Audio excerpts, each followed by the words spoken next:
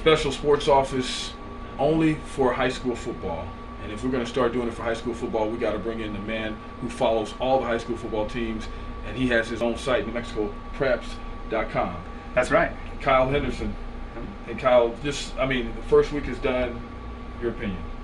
You know, there was some big time football, you know, up on the opening week of Friday night, and some big time performers. You know, this week we had, you know, a kid from Santa Rosa run for over 300 yards. The kid from Goddard, David Vega, he ran for 310. You know, Ronnie Daniels, of course, had 200 yards on the ground, scored 3 touchdowns, 2 on offense, 2 on defense. I mean, there were some big time players all across the state. So, you know, a few surprises, but I think as we get into week 2, I think we'll start to see more of the statewide shakeup. But week 1, you know, pretty much what we expected, and looking forward to week 2.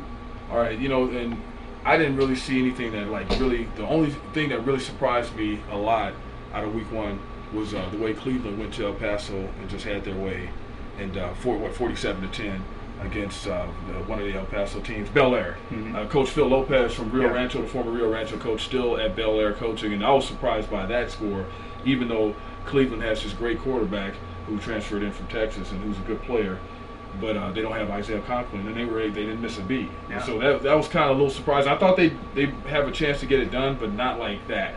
You know, not where it was so convincing and they just waxed them. Yeah, you know, going down to El Paso, I mean, last year they opened up with, I believe, Miramaya from Gallup. You know, so stepping up to the big boy ranks and going down to El Paso, you know, really said something about you know, Coach Potter. While the program is unproven, Potter is not unproven. You know, he's a longtime coach, a Southern coach, and he brings a lot to the game. And Cole Gatchi, I believe that's how you pronounce his name, had a big game. He's only a junior, 6'3", 215, 220. They got some big boys on Cleveland. Now, I'm still a little bit skeptical on the Storm, and rightfully so. You know, it's only week 1, and while they did do work on Bel Air, how good is Bel Air? You know, that we don't know. So this week they have Chapin from El Paso, and they host that at Rio Rancho. So we'll see if the Storm can get off to a 2-0 start. Well, you talk about this week coming up, and I wrote down some of the games coming up, and I'm just going to throw them out there. One of them that catches my eye right away, Thursday game, is Volcano Vista and Manzano. You know, Volcano, first time in 5A, came out just shut out. They haven't scored a point yet, and so they're going to be looking not only for redemption, but just to get on the scoreboard when they play Manzano after La Cueva handled them so well in the first week. Yeah, going to Thursday night, it's a big one for Volcano. You know, they got beat 42-0 last week by a great La Cueva team. La Cueva came out swinging. Stan Sedbury, Andrew Klein, you know, the whole show on the Bears team came out. Volcano, I mean, it was only 14-0 at halftime, you know, until the Bears really started to pick it up. Nobody could match Ronnie Daniels. I mean, it was like he was out there, and then everybody else was all together, and then he was over here. Yeah, I mean, that makes sense. You know what I mean? I was cutting film, and I was watching it for the next day, and it was almost like I was watching the same team from last year, maybe a little bit faster. Yeah. It was crazy to me, but you know, this week they go against Manzano, another team from 2-5A. Last week, big props to Ryan Trujillo from Manzano. Threw for 250, ran for 85, scored 6 touchdowns against Rio Grande. I mean, another big time performer. So him and the Monarchs, you know, hosting Volcano Vista, or however they spin it over there at Milne Stadium. I think Manzano's the away team. You know, look for Manzano big again. I think the Monarchs, you know, and Coach Ocampo's offense, you know, it's tough to prepare for on a week's notice. And Kevin Reeves, Josh Bowen, they got some receivers to complement Trujillo for sure. Yeah, Ryan Trujillo had a nice game, and you know, him and Josh Bowen hooked up quite a bit in that first game against Rio Grande. Now, looking at this, I'm jumping all over the place now. I'm going to skip over to Saturday because I'm looking at Eric Roanhouse just got his 300th career victory. Now he's at Eldorado on Saturday playing against the Eagles.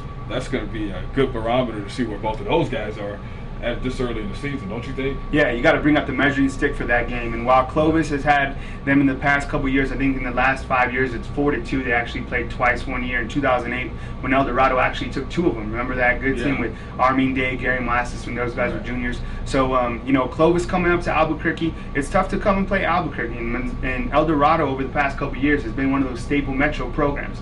This week they just blew past West Mesa 46-26. Chris Cedillo had 4 touchdowns. Tyler McCulloch making those one-handed grabs, a 6'5" receiver. Clovis, however, I was in Clovis.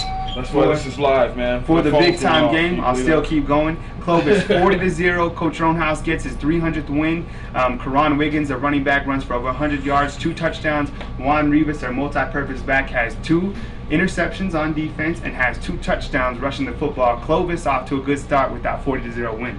Yeah, I would have my phone on her. Yeah, that's, I did it. All right, well, looking at this again, a Friday night, Goddard at Alamogordo. Alamogordo, probably not the start they wanted this week. Goddard comes to Rio Rancho and waxes them 34-3. What do you see there? I think it's a big testament to Coach Jernigan's program. You know, they come out of the gates and they put up 34-3. You know, now while I thought, you know, maybe Rio Rancho will get them this year, again, you know, disappointed, and Goddard comes through in big fashion. David Anaya, 310 yards rushing. Ryan Green, their quarterback, 70 yards, 2 touchdown passes. I mean, same old Goddard. And from what I hear, some are saying that Goddard is better than last year. And how could that be? Well, Anaya looked ridiculous. Yeah. I mean, in the first half, he already could have sat the rest of the game, and he had stats I'm serious. He had already done so much damage in the first half. Looking at this, Artesia at Hobbs. I'll go over a couple more of these and we'll get out of here. Artesia at Hobbs. What do you think? You know what, that's an exciting game, you know, and if my truck didn't need a break this week, I might be going down to Hobbs, you know, from Clovis and checking that one out. Last week, Hobbs put up 53 points on Gadsden. They got these big old fullbacks. Scored, what, 61? Yeah. So, yeah, the team scored 61 or 62. 63 or yeah, 61? 63, Devin's saying. Okay, so we got 63 going up against Hobbs, who scored 53. Now, Hobbs, you know, they got that misdirection offense. It's a wing T, Coach Dollar. This is his second year in the system. Artesia quarterback, check this out. Josh Hotling threw for over 500 yards and 6 touchdowns. So and they came from behind in that game. Yeah. So and that was a tall order because, you know, Jameson is not no slouch, and, you know, Lovington's always got a great program over there. Let's throw out 2 more of these and then we'll call it a day. Pius at Silver. Isaiah Conklin going up against the X-Men from St. Pius. You know, St. Pius came out a little sluggish starting that 27-7 loss to Sandia this past weekend. Silver coming out of the gates hot. Now, Isaiah Conklin, former Cleveland running back, is now the quarterback down at Silver. Quarterback too. He went 3 touchdown passes. 3 touchdown passes, 2 rushing. I mean, Conklin is legit. You know, you get him on the field, and he's just a big-time player come Friday night. The Sartans, though, let's not forget about them. Isaac Leon, John Garcia. Over the past couple years, they split those games. I think it's an interesting one down in Silver. Okay, and then this will be the last one we'll do. How about Academy at Santa Rosa? You know, I think Del Norte is going to handle Belen. I know that was one that I wrote on here, but 2 district champions. But I think Belen is at a higher level. But Academy at Santa Rosa, I think that's going to be interesting because now you've got Academy, which has been a proven program the last couple of years, playing Santa Rosa and, you know, going to Double-A. But Santa Rosa is not just any Double-A team. Yeah, and what's interesting is last year, Academy actually beat Santa Rosa, I think, 32-0. Yeah. You know, and Academy, you go over to their practice and they don't even have numbers on. They have these white jerseys, very vanilla, you know, but they have Brandon Branch in the backfield, brother to Alan Branch, who plays in the NFL. They have him at quarterback taking over for Kevin Kloss. And, you know, I saw them scrimmage Socorro. Brandon Branch, he's a big-time player. No, he's the real deal. His dad, David, played here. Okay, yeah. So you know, obviously he's got the bloodlines to prove it. And then on Santa Rosa, the flip side, though, the misdirection offense, single wing, putting up 56 in Estancia. Yeah.